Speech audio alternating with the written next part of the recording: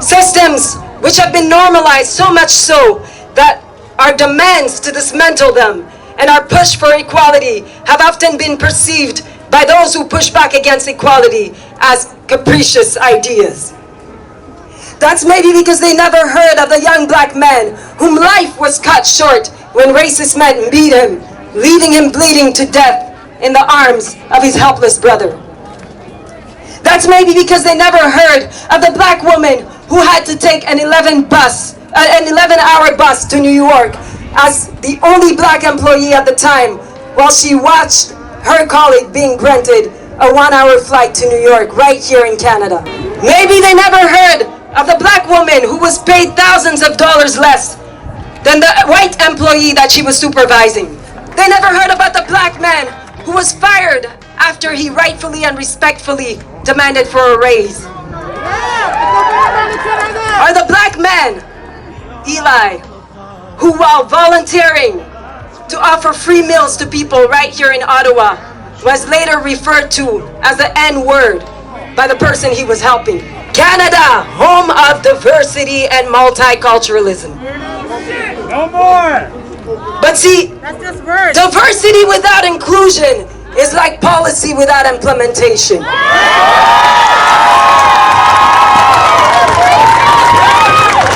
Multiple studies I've conducted over the course of years have concluded that, listen to this, it won't surprise us black folks here. Skilled black people in Canada still struggle in the labor market, facing substantially higher levels of unemployment and lower wages than non-black people. Shame. Now let me ask, how many more studies do we need to acknowledge these facts and take action? Money should be spent to support our communities, as requested many times by the Federation of Black Canadians. Black communities across Canada should not be left out of conversations that concern them. Our voices must be heard and our expertise must be included to ensure that proper intersectional race and gender-based analysis is applied to the development of programs, services, policies, and legislation.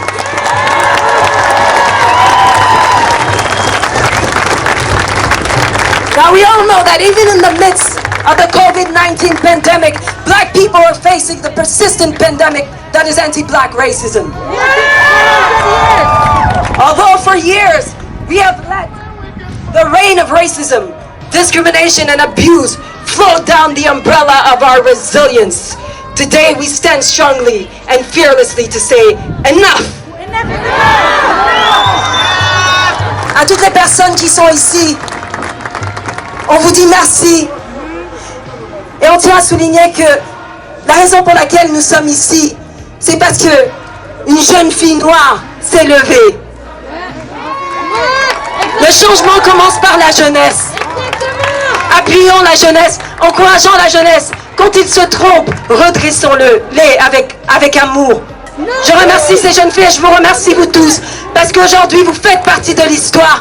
Ottawa, on a marqué l'histoire, mais pour que l'histoire du racisme cesse, il faut qu'on marche ensemble.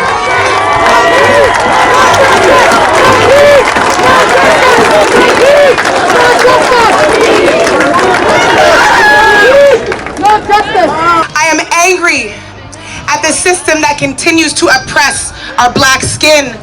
I'm angry. It's 2020. A system that was created to form against us. A system that is based off of us versus them. I am mad at the video I saw on June 2nd that happened in Edmonton. Our brother Jean-Claude Racundo, he's alive to tell this story with his wife and his 5 children, unlike our brother George Floyd,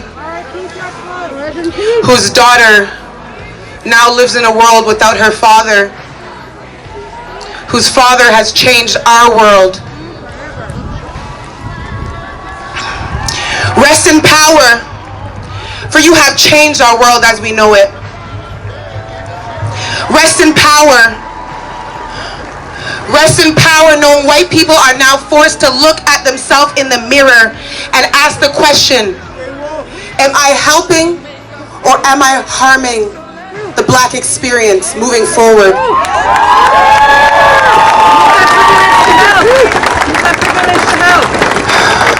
No more! Just remember one thing. It is very important that you take it very seriously. You need to be a part of the solution. You need to ask yourself how.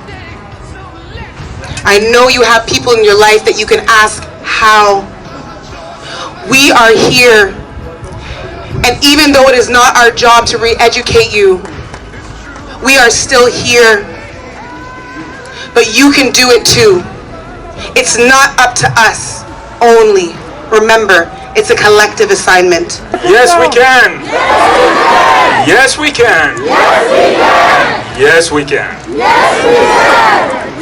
You see, there's a fundamental flaw in the psychological dynamics of certain uneducated people in North America. When he sees a black man, he must attack. But you see, I'm not black by choice. I born black. I just got lucky.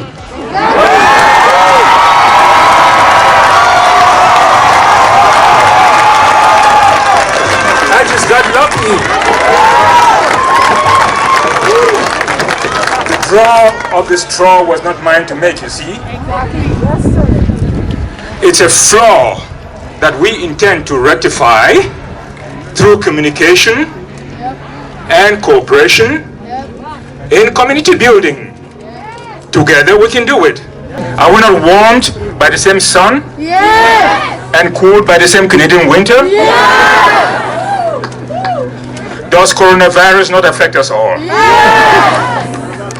If you prick me, do I not bleed? If you tickle me, do I not laugh? And if you choke me, do I not die? So why do we insist on living this artificial lie about racism? Racism, like Dr. Reverend Bailey said, is a lie, a big lie. If you accept us, the black people, we are going to build a bigger, better, prosperous Canada together. Let's take that moment, 8 minutes and 46 seconds, to remember why we are here today. Thank you. That's a moment, somewhere soon we could change. We all a part of God's great big family. And the truth, you know love is all we need.